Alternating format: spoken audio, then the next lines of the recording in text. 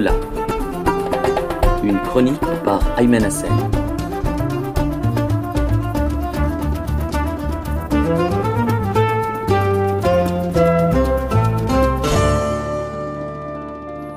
Lexique amoureux, en librairie depuis le 20 septembre dernier, est le 4e livre d'Adonis dans la prestigieuse collection Poésie Gallimard.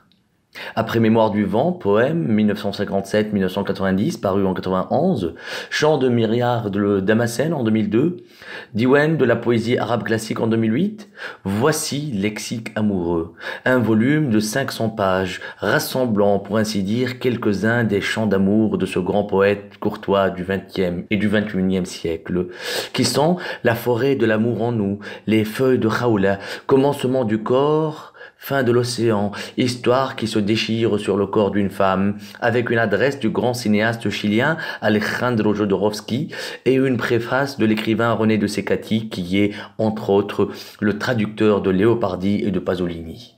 Pour le présenter brièvement, Ali Ahmed Saïd Esber, d'origine rurale, est né le 1er janvier 1930 dans le village de Qassabine en Syrie.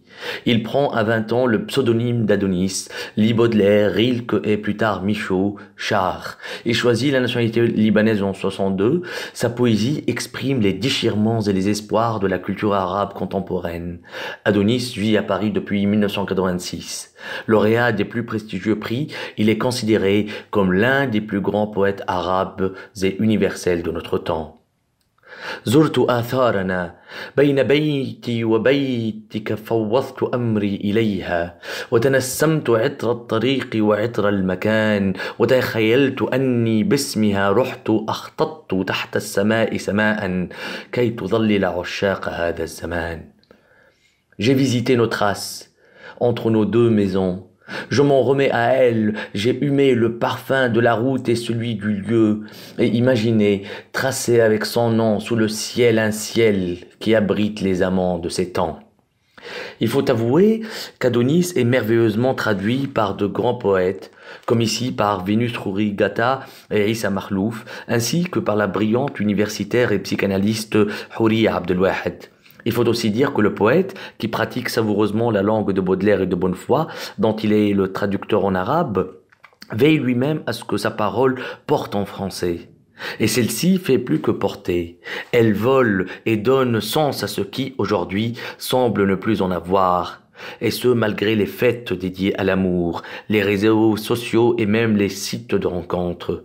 Adonis, à travers ce volume, porte bien son nom, celui de la renaissance et du renouveau, et c'est ce qu'il développe, ou plutôt c'est ce qu'il ne cesse de développer dans ses poèmes, qui sont tout autant des odes que des chantiers poétiques visant à reconstruire un héritage en ruine, une culture, une langue arabe vouée à la déshérence, comme dans ce poème intitulé Talisman, dont l'attaque avec 3 lettres alphabétiques arabes n'est pas sans nous rappeler les lettres liminaires ainsi séparées dans les sourates Al-Baraka, Al-Baqara, Al-Imran, Al-Ankabut, Al-Rum, Luqman, Al-Sajda.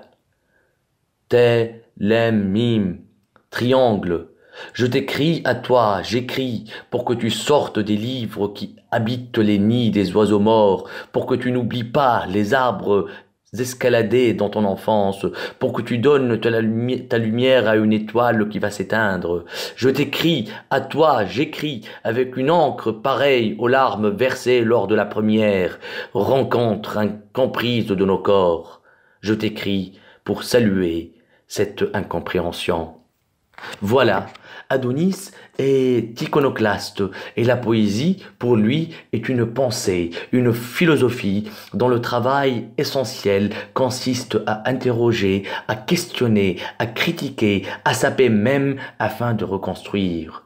La réponse, la vraie, à toute question, à tout engagement, à tout projet de civilisation, pour le grand poète, semble passer par l'amour. D'où ce superbe volume, Lexique amoureux, dans lequel le poète s'avère plus que jamais guide et prophète, lui qui décide de clôturer le volume par cet impératif. Des ténèbres son fils et elles sont prisonniers. Leur commencement est un mot et leur fin un mot. D'elles, ceux qui viennent de la révélation lisent aujourd'hui. temps révolu et sang qui éternellement jaillit, trace-leur la voie, ô poète, guide-les. Lexique amoureux d'Adonis dans la collection Poésie Gallimard. Bonne lecture et vive l'amour.